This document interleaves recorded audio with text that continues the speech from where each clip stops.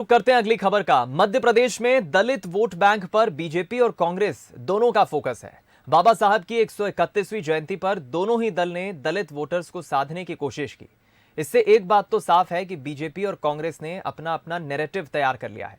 चाहे 2023 में होने वाले मध्य प्रदेश चुनाव की बात हो या फिर 2024 में होने वाले लोकसभा चुनाव की, अभी से दोनों दल की रणनीति न सिर्फ समझ आने लगी है बल्कि उसकी तैयारी भी जोरों पर है।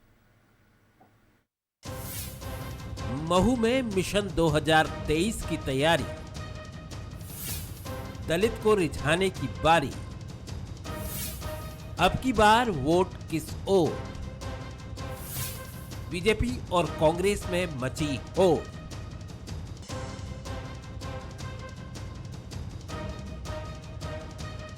गुरुवार को मध्य प्रदेश की राजनीति अंबेडकरमय दिखी।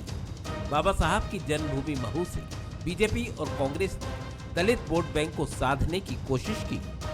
यूपी चुनाव में जाति समीकरणों को साधने के बाद बीजेपी का मनोबल बढ़ा है। जिस तरह से वहां समाजवादी पार्टी की तमाम जोड़ तोड़ के बीच भी बीजेपी ने दलित वोटों को साधा, उसने पार्टी का उत्साह बढ़ाया है।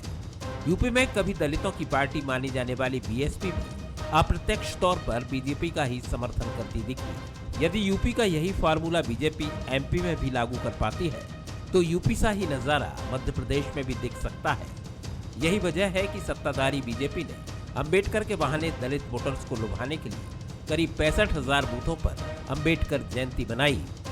करीब 16% दलित वोट बैंक को साधने बीजेपी ने बूथ पर सोशल इंजीनियरिंग का फार्मूला अपनाया है।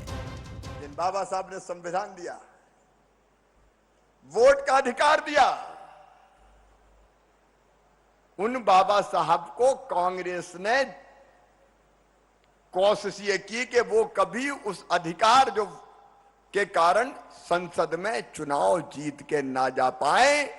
अगर चुनाव वो ना जीत पाए तो इस षड्यंत्र का अगर पाप किसी के सर पर है तो वो कांग्रेस पार्टी है। मेरे बहनों भाई, आज प्रत्येक बूथ पर 64,364 बूथों पर भारतीय जनता पार्टी मध्य प्रदेश का प्रत्येक बूथ का कार्यकर्ता बाबा साहब अंबेडकर के विचारों पर, सामाजिक समरसता के संकल्प को लेकर, जो माननीय प्रधानमंत्री जी ने सबका साथ, सबका विकास और सबका विश्वास का जो मंत्र है, जो बाबा साहब का मंत्र था, उस पर आज हम प्रत्येक बूथ पर भारतीय जनता पार्टी के कार्यकर्ता बाबा साहब को प्रणाम करेंगे, उनको नमन करेंगे और बाबा साहब के विचारों को जमीन पर उतारने का संकल्प लेकर के आज हम मध्य प्रदेश के अंदर आगे बढ़ेंगे।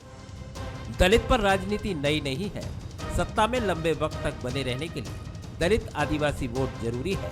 हालांकि प्रदेश में बीएसपी ऐसी पार्टी है जो दलित वोटर्स पर अपना असर डालती है, लेकिन 2018 के चुनाव में कांग्रेस से गठबंधन नहीं कर उसने बीजेपी को ही राहत पहुंचाई थी और ये बात कांग्रेस भी भलीभांति जानती है। इधर कांग्रेस भी दलितों को लुभाने में कोई कोर कसर नहीं छोड़ना चाहती।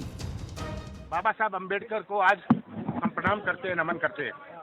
ये सच्चे मानवतावादी थे। बहुत दिनों से मेरे मन में एक बात थी कि हम बाबा साहब अम्बेडकर की एक मूर्ति लगाएं।